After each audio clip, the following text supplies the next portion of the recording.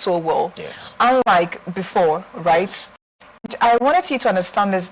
To understand is the fact that they're able to do more now for their people, because at least when it comes to River State is one of the few states that is allowing their local governments. One of the few. One of the few, okay. Yes. One of the few states in Nigeria that is allowing their local governments to receive their monies without intercepting it.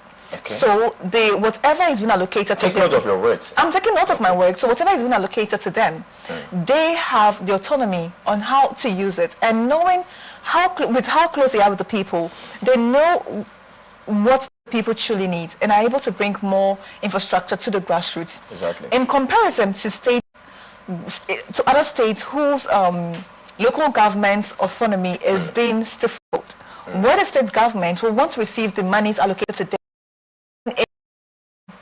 will now give them a portion, or like how much is go to these local governments. If you develop grassroots, I'm going to not make it an argument, because what we are talking about is something happening on our very eyes. Do you understand? Okay.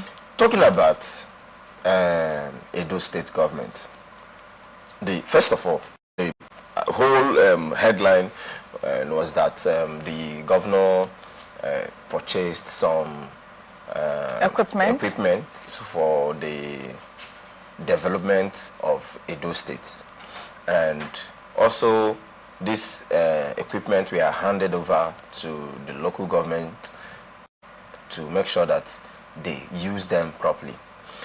Now, we were not told that the money used to purchase those equipment that money is meant or is for the local government areas and the 18 local government. Are you really going to sit there and utter such words? Wait. Okay. Now, we weren't told that. Do you understand? All right. And we were not also told that this, let's assume payload that will not enter the road for fun. Do you understand? There is another resource that will be allocated to should I say, to the benefit of tying or making use of those equipment. Do you understand? We are not told where this money is going to come from. I don't know if you are getting me. Wait. Now, you are saying that those state government, that they are intercepting.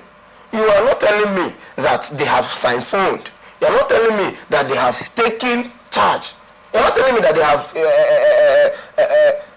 boycotted the money that was supposed. You are saying that they have.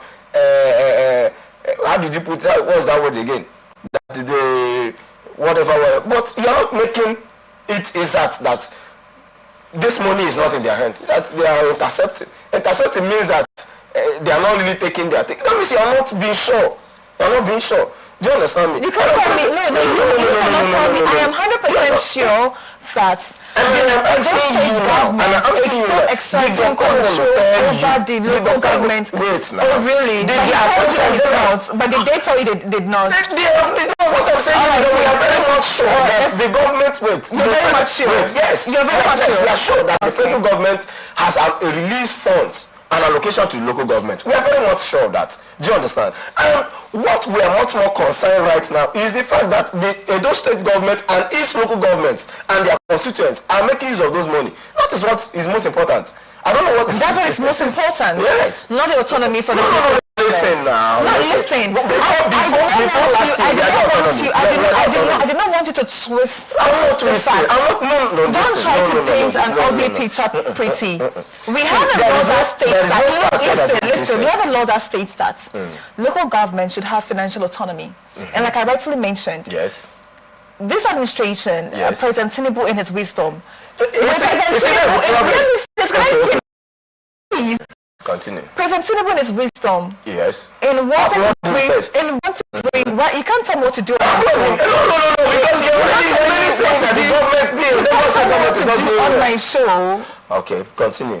The President Tinubu, in his wisdom, decided that he wants to bring governance to the grassroots, because he said he wants to rule from the grassroots to the top. Okay. He wants to do things differently from how other governments have done it, right, previously. So, and the best way to do that is to ensure that these local governments have financial autonomy. And we can state categorically, you said, and again, I'm using your own words. You said in a certain local government right here in River State, it's doing so well as compared to previous past, where even electricity was not coming to that locality. Okay. The place was pushed down. They did not have lights. They did not have, hold on, they did not have infrastructure. But today, this community is thriving. Why are they thriving? Because the state government is not intercepting its funding. It's a large... Don't ask me a question. I don't ask you a question. No, you don't ask me a question. I ask a question. You are trying to tell me. Yes, are you trying to tell me that? You look as if you are not the one teaching me. I'm not teaching you. I'm to the fact, and it's my job to ensure that the fact is being given out. Just the fact. Do not paint an ugly picture pretty for my viewers. I'm saying is this: when the local government autonomy is being stifled, what does it do to infrastructure? It brings down, waters down the development of that locality. Yes or no? You are very much correct. Okay. Now, are you accusing the Edo State government of stifling the resources of the Edo people? Is that what you are? Well, I'm the journalist here. No, that's exactly what. No, if invariably. I'm asking why are they not having? I'm asking a question. You made a statement. I made a statement. Are you not trying to put it to me that development in Edo State, because the Edo State government has siphoned the monument for the local government? So of all the things I said, is that the only? I just want to. All I said that should the local government, the local government be given full autonomy in Edo State, wouldn't it be doing it for their communities as compared to now? But you are trying to say that because they're not being given autonomy, that means that maybe the Edo State government is stifling or siphoning resources from the state. That's what you're trying to put there. I didn't say that. All right. But the most important thing you need to know is that I need to know. Yes, we need to know. Everybody needs to know is that people are happy with Okweholo. They told you so. No. I mean, didn't you see the jubilation? Wait, calm down. I'm asking you. You're making it look sarcastic and all that. But I'm trying to let you know that. Can we move on? The people of Edo are happy. Okay. You understand? And the most important thing is that money being allocated to this Edo State are, by the grace of God, judiciously put in place to make sure that there is development in Edo State. And that is pretty, that is beautiful. And that is what we are all looking for. Okay. Yes, thank you. Okay. And then my question would be that could the people be happier, or could the local government chairman be happier if they had access to their funding? They would be happier. They will be happier when more come. They will be happier. They will be happier. Thank you.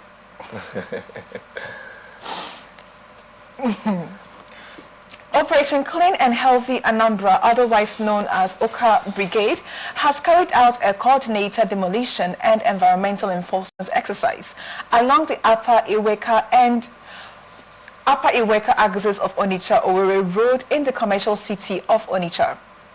During the operation on Monday, the agency demolished several shanties and illegal structures, obstructing drainage and channels, and also hindering the free flow of traffic. It was gathered that the exercise was aimed at sanitizing the area and discouraging residents, traders, and developers from continuing the dangerous and practice of building or operating businesses within restricted corridors. Speaking during the exercise, the managing director of the Oka Brigade, Celestine Anere, said the action was part of the agency's responsibility to protect lives and public infrastructure, adding that illegal shanties erected on roadsides and public property were targeted. Anere also issued a firm warning to the individuals and groups involved in illegal construction, roadside trading, and encroachment on government land, noting that such activities undermine public safety, obstruct the environment, and erode the city's orderliness. There was a time that someone told me that in this part we lack urban planning. You know, when we're setting up structures, we lack proper and adequate planning. Would you say that could be the issue happening here in Anambra State? See, when you talk about urban regional planning, yes, we understand that it's the duty of the government. But you see, Nigerians have some sort of way to pretend as if they do not know what to do. Do you understand me? You see, the plans are there. Do you understand me? The plans are there. You cannot wake up. I mean, why didn't we start hosting this show at the center of the road? Because we know in our right senses that we're supposed to be in this kind of place. Do you understand? So, I don't know, going out of here, carrying mic and causing traffic on the road, all in the name of television show and all that, is strictly against the law. Do you understand me? So that is the case of our state. These persons, it's not like they are not aware. It's not like the markets are not there. They are very much aware, but just that they just want to tarnish the image of the government. Oh, they just want to tarnish the image of the government. Calm down. Let's not involve the government here. We are talking about, you know, what affects them directly. Okay. Do you understand? Blocking shanties, blocking water drainages will definitely affect you, not the governor, if you look at it very well. Yeah. So while blocking it, do you understand? And the Anambra State government is doing is good. You know, a couple of I think some years or months ago, I discovered that the Lagos State government, you know, they're going some demolition, and you know, you cannot tell me that if you have a proper plan for your building that you can build. You can look at for water drainage, or where the high tension is supposed to pass, or where there should be drainage or shanty. You go there and build. You block the place and build, because the government or the police is not standing there to tell you, hey, Mumu, get out.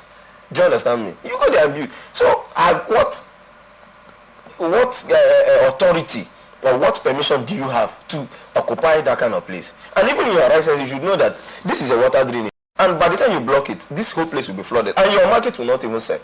Do you understand? So it's not a problem of urban planning. The plans are there. It's just that they don't want to know.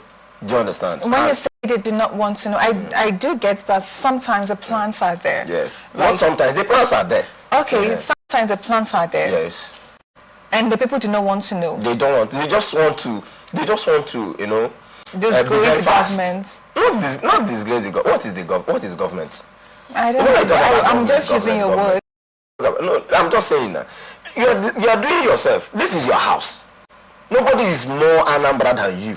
You are doing your business in your house, and there is only an agency that helps you to regulate the activities and how you should structure your business in that environment. That's just it. You are part of the government, because you are one of those persons that say, okay, please help me, you know, devise means to help do this. And that is why the government, or should I say the government in quotes as a nomenclature, is there. Do you understand? So if you are very much aware that this thing is going to cause some sort of environmental pollution and degradation, why involving in it? That is just my own. Or if you are not aware, why not ask the relevant authority that how should we go about doing this? What is their plan for this place? Let's know. So if by the time you are aware that, oh, this is a drainage, you shouldn't be on top of the drainage or close to the drainage, then you look for another place and build. People will still come there and buy. If you go to Rumokoro,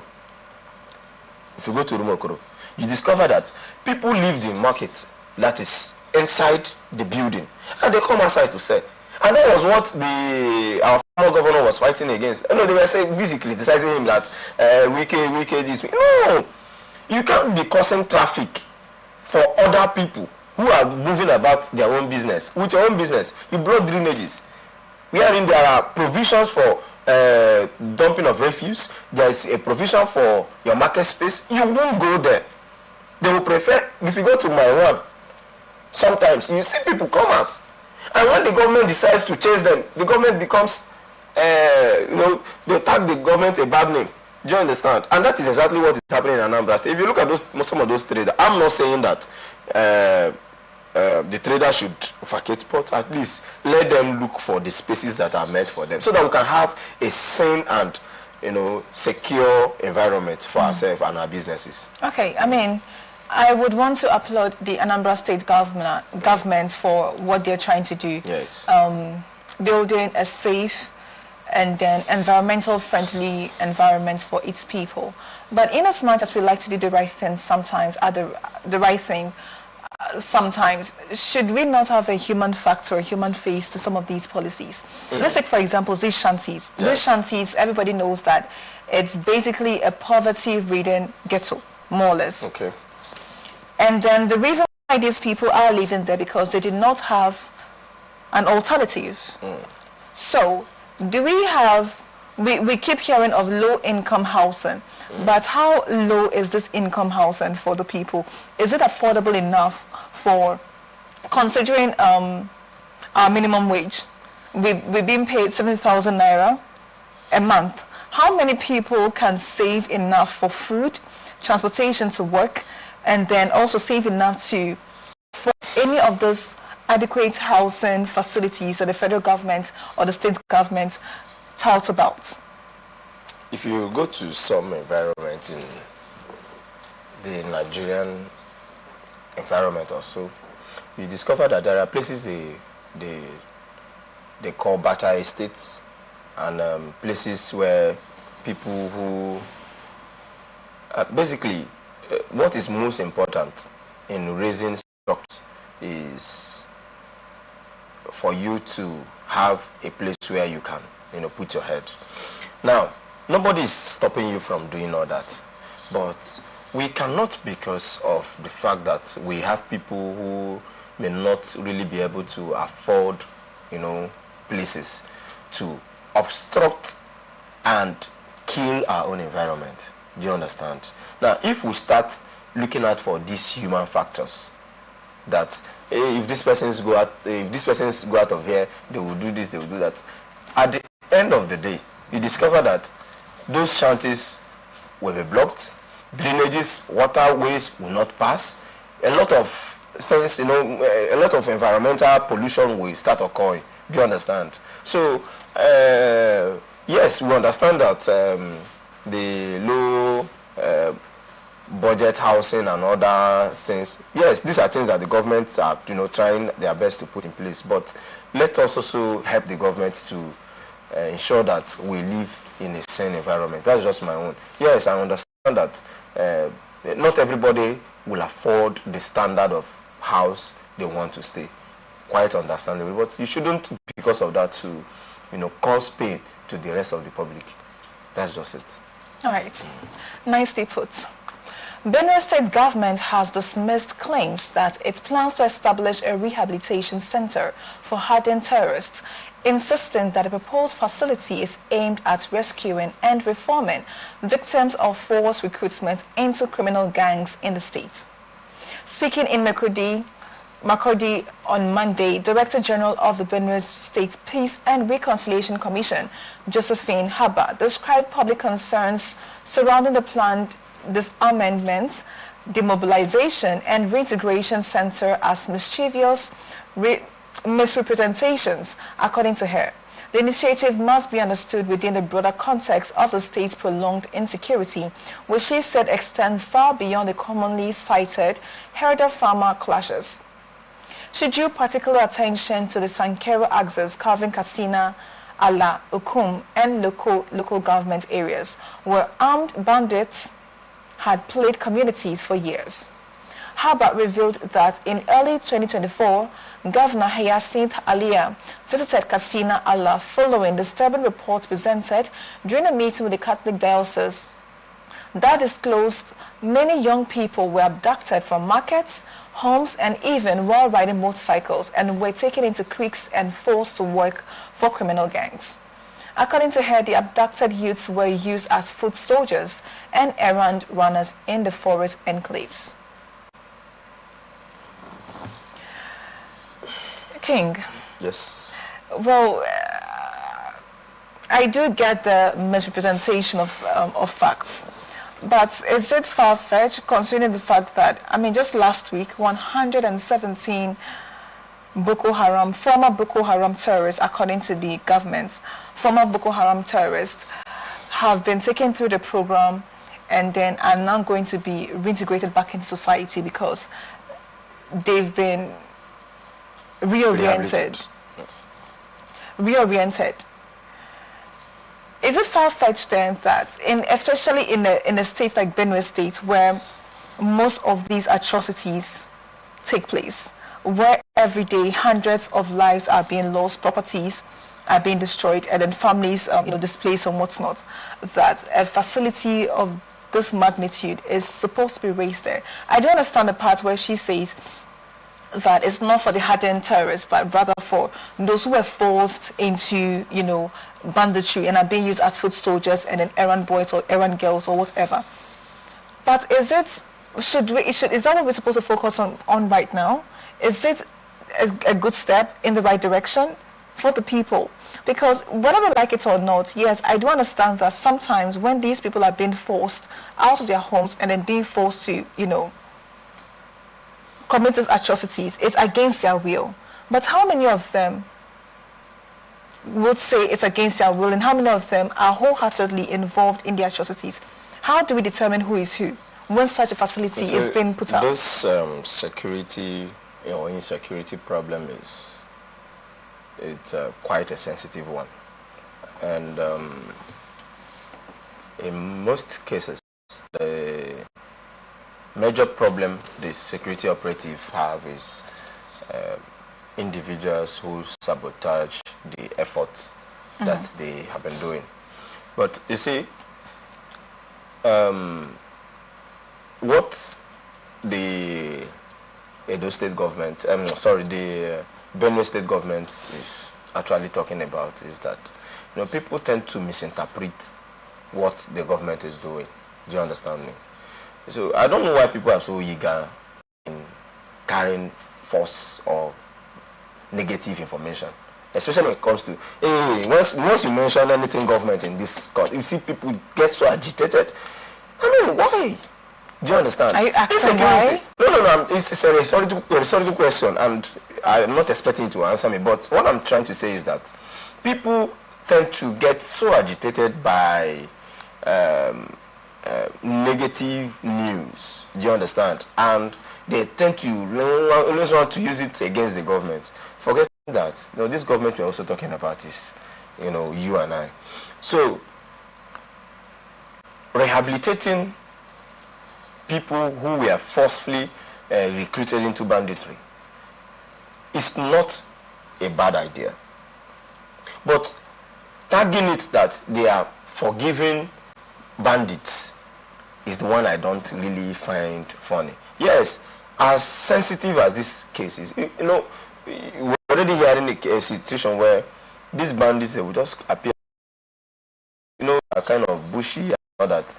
These bandits will appear from a closest forest to a community, and they will go there, they will abduct, especially the male children. They will just abduct them and recruit them into this and start sending them around, and before you know it, they turn them to doing one or two things that they're not supposed to do.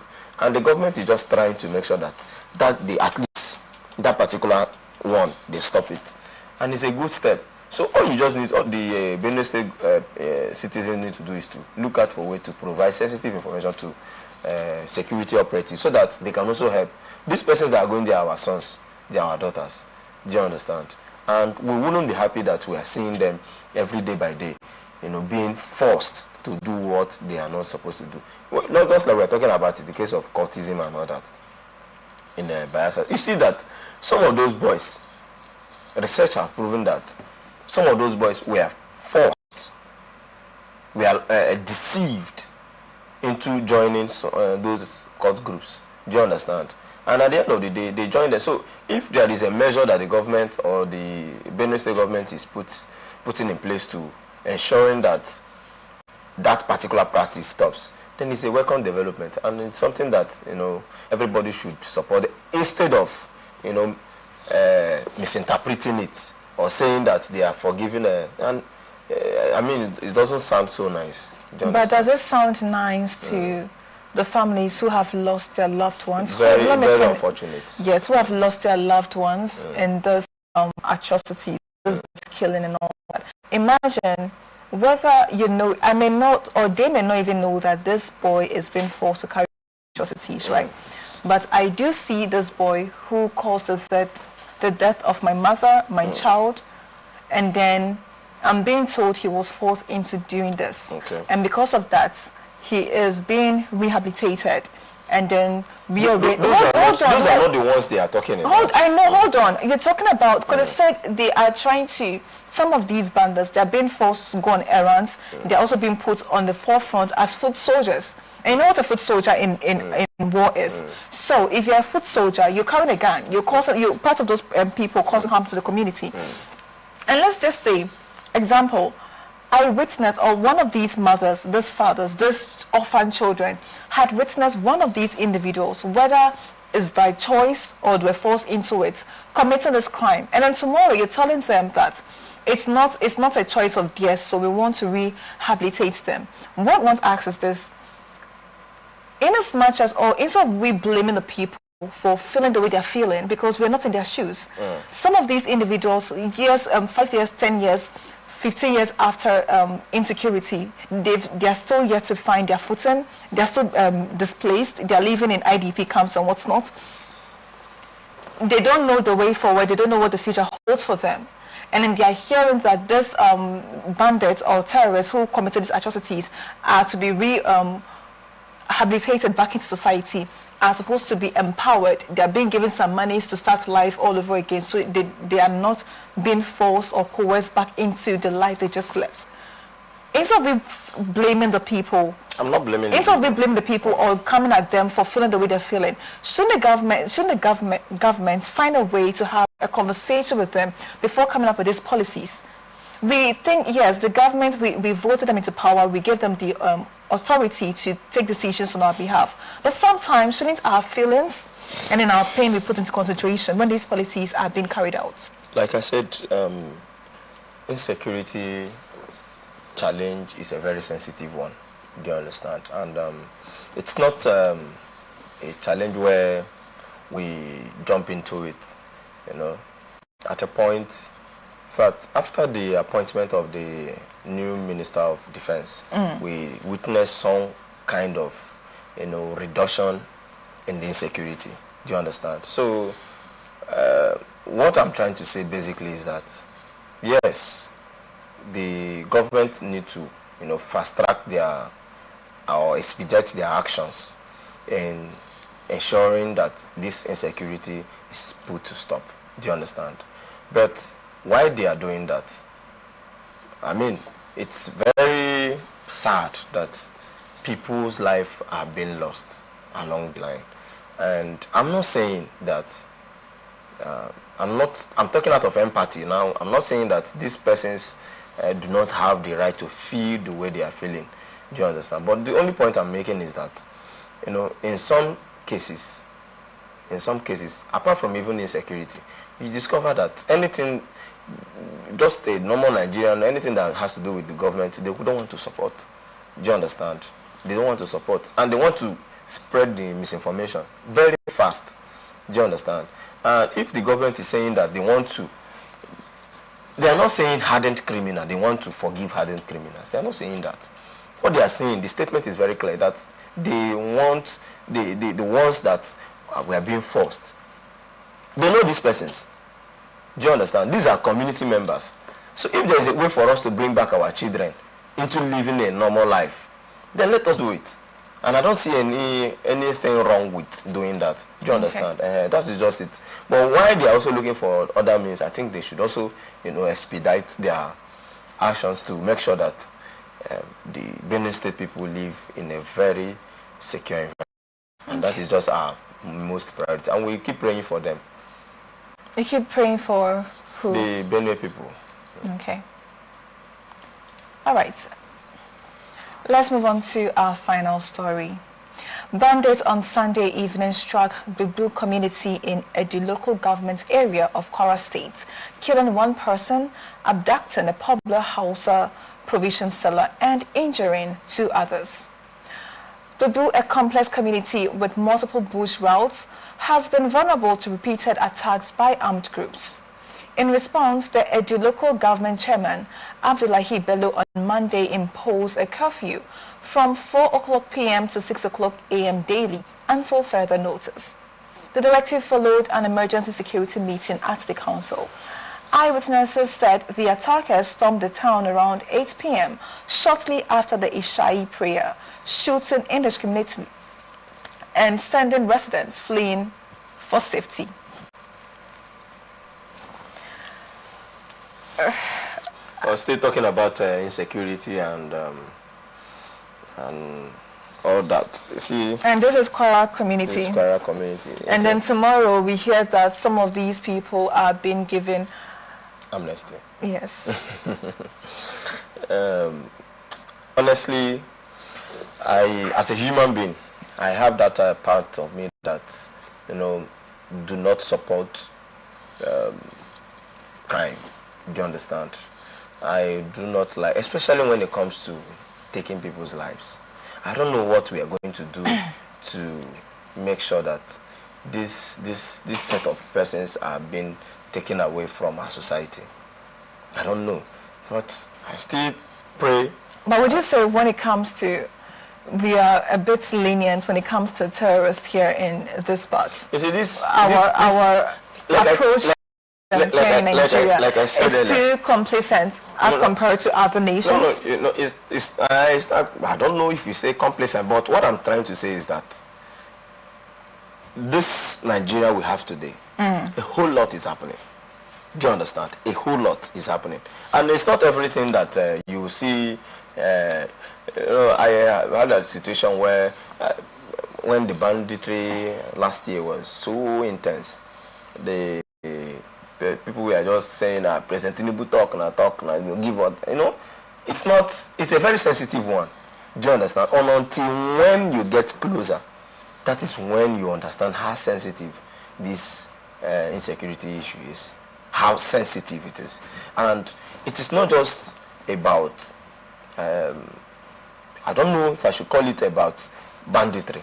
Some of these things are politically, socially, and religiously motivated. Do you understand? And we need to go into the root cause of this problem. People don't just come out and start carrying gun and start shooting and causing problem and tension everywhere. There is something instigating this crime, and that is what everybody should be much more concerned about. It is not a president's problem. It is not my own personal problem. It is the problem of the Nigerian society, and everybody must pray and speak good and make sure that we eradicate this menace that is taking over our society. I mean, I think one where I would not agree with you is that when it comes to fighting insecurity, I can understand that it's a government problem. It's more government than the society, because the government has total control over the security forces of the nation. You are correct. Wouldn't you say so? You are correct. Yeah. You are correct. But what I'm trying to say is that it is far deeper than you think. Do you understand? Yes. It's far deeper than we speak, than we analyze. Do you understand? So what my concern is, one of the measures that President Bola Ahmed Tinubu had put in place was to, when he discovered the loopholes, he decided to appoint a new Minister of Defense. And ever since then, we have noticed a relative peace. Yes, there are still crimes here and there, but at least, let's see how we can help in our own little way. Do you understand? Personally, as a human being, if not that you, were reading this news, I'm not somebody that if I see those kind of, I try as much as possible to jump and pass those kind of news. I don't like bad news. But you said it's everybody. Yeah, it's everybody's problem. That's why I said I don't like. So why are you jumping? Wait, when I say I jump is because it affects my psychological, my mental way of understanding. I don't like hearing, but I feel bad. I feel so bad, when I hear it, and I feel like if there is something within my confines, if there's something within my power I can do to help, I will do it. Do you understand? Yeah. That is it. So I believe that just the same way I feel, I just believe that every other person should, also feel the same way. If those persons who are committing this crime, we tackle them properly, or find out what exactly is causing them, or pushing them, or motivating them to cause this crime, or the instigators of this crime, then I think we'll solve 80% of this problem. Okay. Yes. Thank you very much, Mr. King Ehianacho, for coming into the studio. Thank you. All right, I think next time you're coming along, I'll need to get you a liter of so you'll be sipping in between to be cooling off a bit. No, not at all. Okay. I mean, I enjoyed the conversation, and what is most important is for us all to pray for Nigeria and supporting the government, yes, in our own little way, and everything is going to get better. I'll start with you in praying for Nigeria. Yes, and supporting the government. This is where we wrap it up on this episode of Blowout. Once again, thank you, Mr. King. Thank you very much. We are open for advert placements, bookings, and commercials. You can connect with us on all our ATN socials, Facebook and YouTube at Atlantic Television Network, Instagram and TikTok at Atlantic TV Network 1, X Atlantic TV Net. Watch us live on our websites www.atlanticnetwork.tv. Remember, peace and unity are the pathways to progress. Open conversation comes up shortly. Please don't go away. Thank you for watching. I am Antonia Asabil.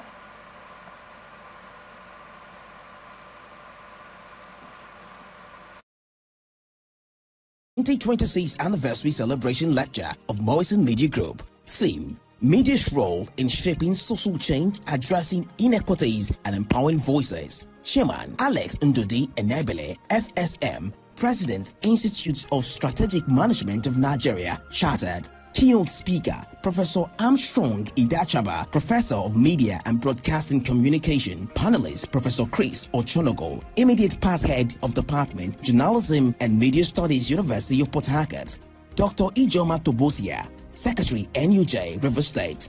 Dr. Sarah Joe, University Orator and Associate Dean, Faculty of Communication and Media, River State University, Port Harcourt.